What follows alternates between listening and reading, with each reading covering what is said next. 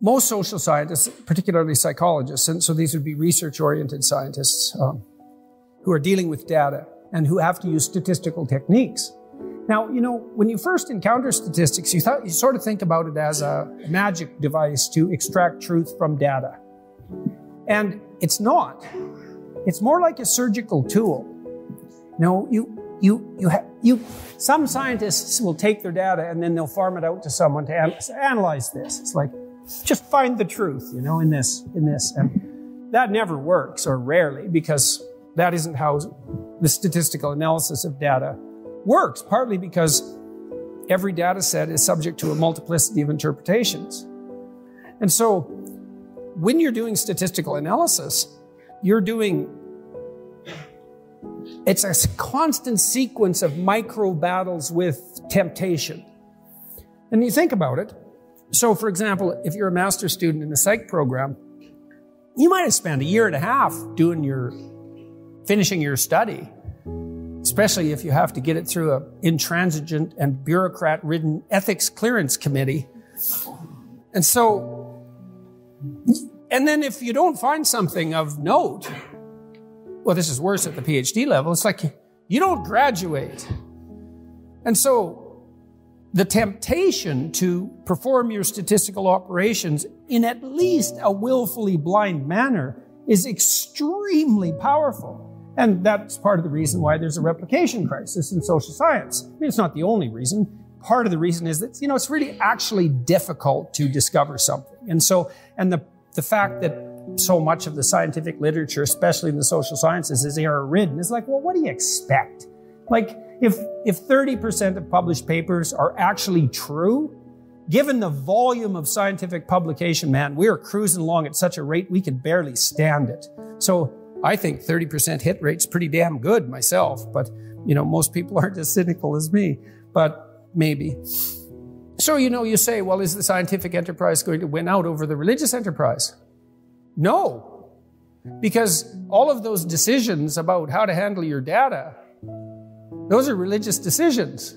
It's like, are you going to let your venal ambition and your malevolent competition and your desire to dominate be the determining factor in your application of statistical processes? Or are you going to be imbued with the spirit of truth? And then I would say that's a benevolent spirit in the scientific enterprise when it's conducted ethically, because the reason scientists are doing what they're doing, if they're genuine scientists, and then I would say, which means they're religious scientists, even if they don't know it, is because they want things to be better, not worse. And so it's not possible for science in some deep sense to triumph over religion unless you define religion a priori as the foolish belief in outdated propositional quasi-scientific hypotheses. In which case, well, we will move beyond that, hopefully. But that's not. It doesn't wrestle with the fundamental issue, as far as I'm concerned. The fundamental issue seems to be that we cannot frame our perceptions outside a narrative structure. And there are no narrative structures without value. And a hierarchy of value, even determining an ethical hierarchy of value, that's an ethical enterprise. It's mediated by consciousness, and something has to be at the top. And you might say, well, why does something have to be at the top? Well, something has to unite the ethical structure. And you might say, well, why? And the answer to that is, well, because otherwise you're confused. And you might say, well, who cares if you're confused? And the answer is, you do. And then the question might be, why do you care? Because it makes you anxious. Because that's what anxiety indexes. And you might say, well, why is that a problem? And the answer is, well, it's psychophysiologically costly. And if you're anxious long enough, not only will you be miserable, you'll die sooner. And we don't have to pursue it any farther than that because, well, for obvious reasons. These things are tied to the body. They're tied to the real world. And you pay a price for internal ethical disunity.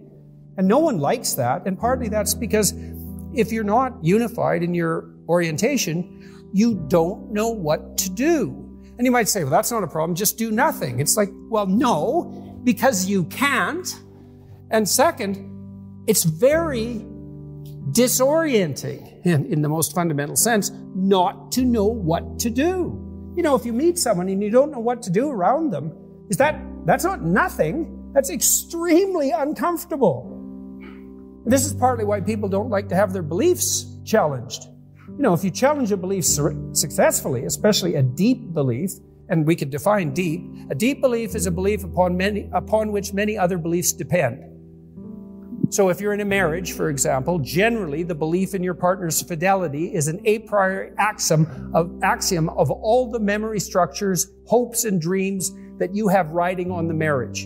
And so if you have evidence that your partner has engaged in infidelity, especially in the past, let's say, when you thought that you were the one, so to speak, then that's going to disrupt you at a deep and profound level.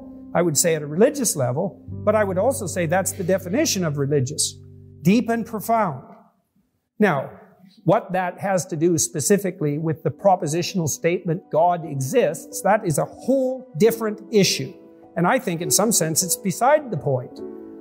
You know, I mean, we're so propositional in our thinking that we tend to think that the only form of experience is propositional and the only, what would you call it, valid statements are propositional when we think about it, but we don't act that way. I mean, how many of you don't go see movies? How many of you don't go see, you don't have to go to the theater. This includes watching them on television or on your computer. Is there anybody here who hasn't watched a movie this week? Okay, well, fair enough. How many have watched a movie this week? All right. You know that's false. That's all fiction, you know. Just in case you didn't know. It's like, well, what the hell are you doing then? Well, you can't propositionalize it because you don't know what you're doing. But that doesn't matter. You don't care. And if someone comes along and says, you know, that's fictional, you think, shut up. You know, I'm watching the movie, right? But that is what you think. You don't think, well, isn't it absurd that I'm sitting here watching this fictional myth? What in the world am I doing? You think, I'm really enjoying this movie. And isn't it something that you enjoy it? What in the world does that mean? Well, you don't think that's the action of an instinct? That enjoyment of narrative? I mean, if you want to teach a child something, what do you use? You're going to read them the periodic table of the elements? You know, some children, not many, you can get away with that. They're very thing-oriented children, right? They have a brain that's sort of wired up for that sort of thing. But most of them, it's like, they're not going to listen. They're not going to remember. They're not going to attend. But man, if you tell them a story, even if you tell them a story about the person who invented or discovered the periodic table of the elements, if it's a well-spun story, they will listen to that and they will remember that. And so we basically communicate.